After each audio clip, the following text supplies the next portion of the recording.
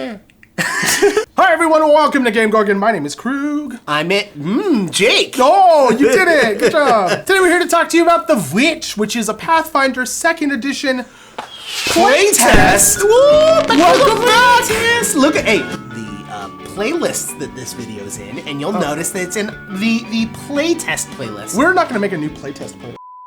We're going to be doing this a little bit different. Yes. So normally when we go over the content, we go over it in detail, and we go over as much as we possibly can. Because this is a playtest, it's ending probably before you see this video. The survey comes out, but the playtest material it's not like still it vanishes from your hard drive. Yeah, exactly. When it comes out, we will then go through it as if it were a official class, because going over the full thing, talking about builds with it, stuff like that. yeah, there's going to be changes and stuff like that between that now and then. Right. So For now, we just want to target the flavor of each class. We want to target the very unique things that define the class so that you can get an idea of what they're going for. We don't care when they get Master Will saves. We care when their main class feature gets a buff. And by all of our explanations, we have now made this video equally as long as if we would have went through it completely. Correct. The way the witch works is it's very much what The way the witch works is very similar to the sorcerer and D&D 5th edition warlock. There is a patron that gives you power, which is very similar to how the warlock works. Yep. The difference is that the patron doesn't just be like, I bestow upon you Eldritch Blast, and that is the only thing that you will do for the rest of this game.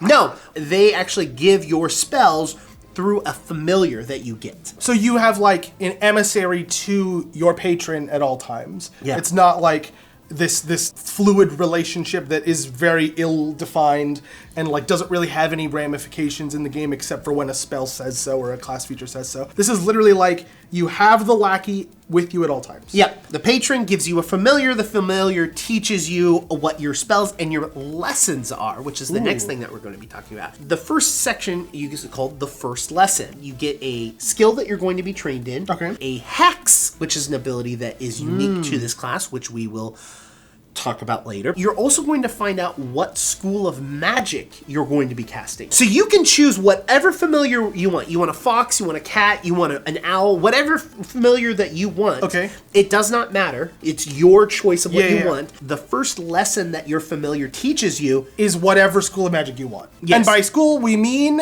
tradition. Tradition. Yes. Yep. You're then also getting a hex, which we mentioned, which Yep. is a special and unique ability that is basically a focus spell. By basically a focus spell, does it like have the same rules as focus spells? It does, in fact, it calls it focus. Oh, okay, so it's a focus spell. Yeah, Okay. it's a focus spell, but you get to choose what hex you get based off of your first lesson. So it's all going to be thematic based off of your lesson. So similarly to the way that Bloodline for a sorcerer would choose the school and the focus spell, it's the same. It's basically the exact same thing. Yes. Except for in this situation, you also get a familiar. Yes, the key thing about the familiar is that the familiar is actually going to be stronger than any other familiar in the game. You start off and it automatically gets a boost, and then it gets a boost at 6, 12, and 18. 12 and 18. The differences between each of those is... I can't give you the answer to this puzzle because YouTube would demonetize this video, but those series of numbers are significant in a way. This is a peace symbol, but Indigo's missing some fingers. They were like, this would be funny, let's make this work. Yeah. Let's make this work balance-wise. That's basically a lot of stuff that you get at first level. That is a lot. On top of that, you're getting spell casting. Like, you're going to get a certain amount of spells that you learn. Your familiar basically is your spell book at that point. Because your familiar is the one that that you like choose your spells from, and your familiar knows the spells and stuff like that. Like all focus spells, hexes are completely unique to the class that we are looking at, so we thought it would be good to go over some examples.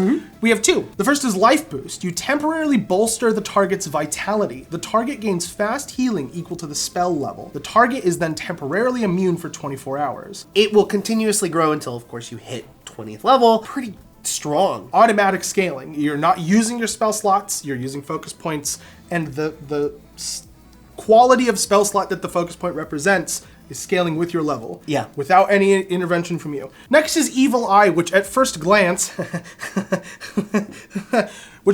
seems like a little bit boring. It's a fear spell, but it has a sentence that makes it gold. You fix your eye on the target, imposing a malevolent hex. The target becomes frightened based on the results of its will save, which on a critical success, unaffected. On a success, frightened 1.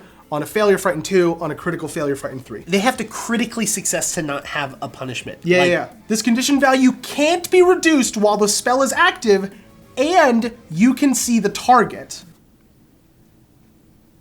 So this isn't... Mind you, it still has the sustain spell, so you have to spend an action to be able to keep the spell going, and you can only do it for 10 minutes. That's one action to keep somebody afraid for up to 10 minutes. That's very strong. Fear is not weak in this game, by any stretch of the imagination, as I learned while making the Batman build.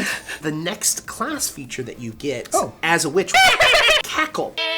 It's the same as sustaining a spell, except for instead of having to spend an action to remain focused on a specific spell to keep it going, you just cackle and laugh the entire time, and it only has to be auditory. Every single group that has a witch in their party is literally just like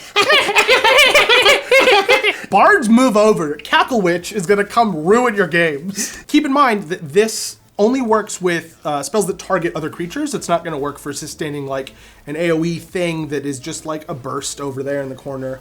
It's specifically for targeting creatures, which makes sense because they have to hear you. Yeah, so. It's very much focused on the focus spells. Yeah. Like Evil Eye. You know what I mean? Like that is definitely like, cool, I'm laughing and then you're still frightened. Yeah. You've got that fear effect on you. Yeah. It does work outside of the focus spells, but like focus spells are specifically designed to take advantage of it. So that's basically like the gist of the witch. A caster, sustaining spells, focused heavily on single target, focused heavily on manipulation, it seems like. You have a familiar that's objectively way stronger than the competition's familiars. If you want to be an occult or primal or arcane, it's going to definitely change the direction of like where your witch goes. Yeah. It is very much the same as what already exists, but it's taking from other classes and then adding a little bit of its own. Now that we've kind of gone over all of that, right? Let's talk about some feats. Yeah. Because like this would be a useless video if we didn't go over the class feats, which is going to make up a majority of your power. If you want us to go more into a specific playtest thing, like, oh no, I want you to do a full, if there's enough people that request for it, we'll do it. Yeah, first we're going to talk about Cauldron. This is a level 1 feat. If you can't tell, this is alchemy. You can use the craft activity to create potions. You immediately gain the formulas for 4 common potions. At 4th level, and every 2 levels thereafter, you gain the formula for a new common potion. If you have a familiar, you can have your familiar learn these formulas rather than storing them in a formula book. Your familiar can learn new formulas in the same way as it learns new spells, and these formulas are transferred from slain familiars to new familiars in the same way that spells are. You can brew a great deal of magic within your cauldron.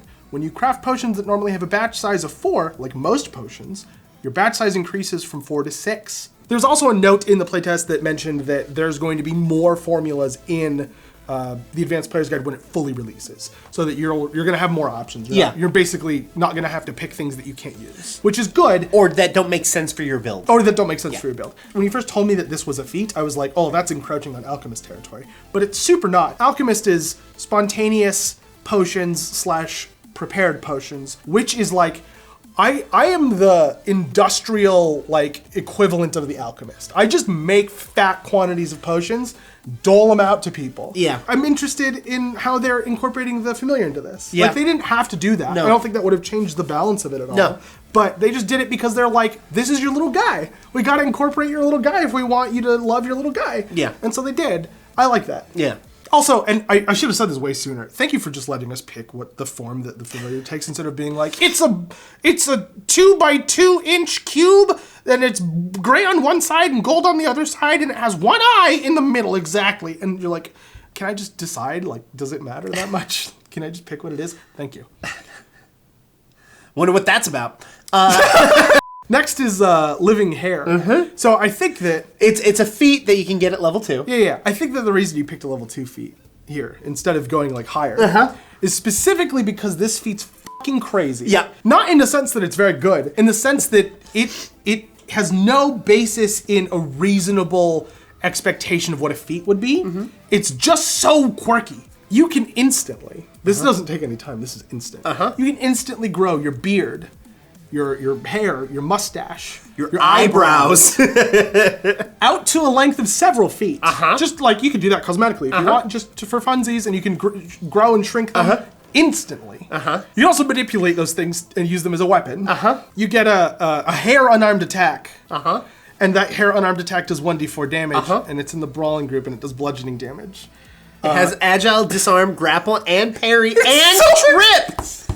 It has every good unarmed trait! It has every single good unarmed trait! I want this so bad! But here's the thing, is that it's got all of those things, but it can't do dexterous tasks, so... That's super fine. Yeah. I have hands for dexterous tasks. Oh, well, I don't want to get... Like, there's a treasure chest, and I don't want to be close to it, so I'm going to send my hair to, like, but pick you can't the lock. do that. Yeah, no, I think... You have to do that with your hands. This is just for pretty and for punchy. Yeah. I, very deeply and intimately, and for the first time, mind you, regret making Krug bald.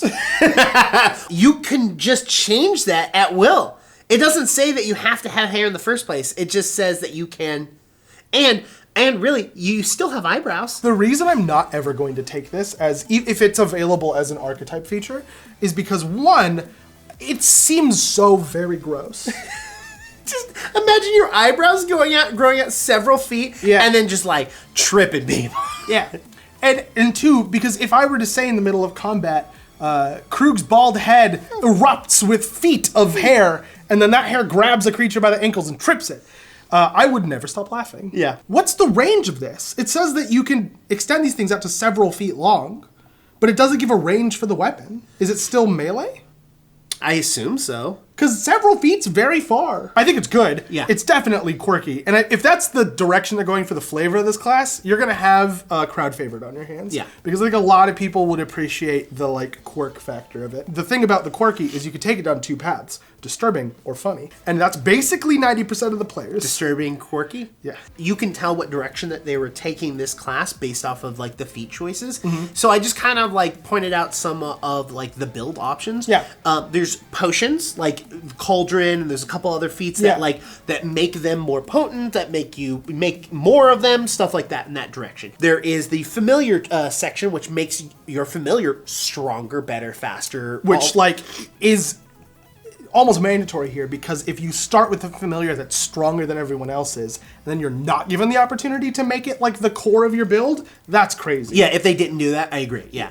You can go further in your lessons, which is really interesting. So there's like a handful of lessons. It's very much along the same as bloodlines, where it's like you start with a bloodline, and then there are feats later on. You can spec into the further bloodline focus feat. So basically it's the focus spell tree. And then the other one, I couldn't come up with a really good name for it, but I called it physical, even though that's not true. Like, there are ways to... Like, is it the hair thing? Well, it's hairs, there's a nail, like, thing. Oh. There's also things that improve your cackle. So, like, polymorph.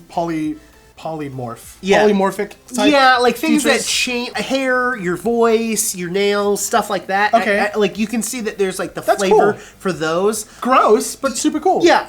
So I mean, I really like the witch, and that's why I chose to do it first, because I read through all of them and I was like, that is the one that I like the bestest. Yeah, I will be thoroughly surprised if I show this to Molly, and Molly doesn't go... Respec? Well, what if Moss was a witch instead? Yeah, and then the archetype sorcerer just for continuity?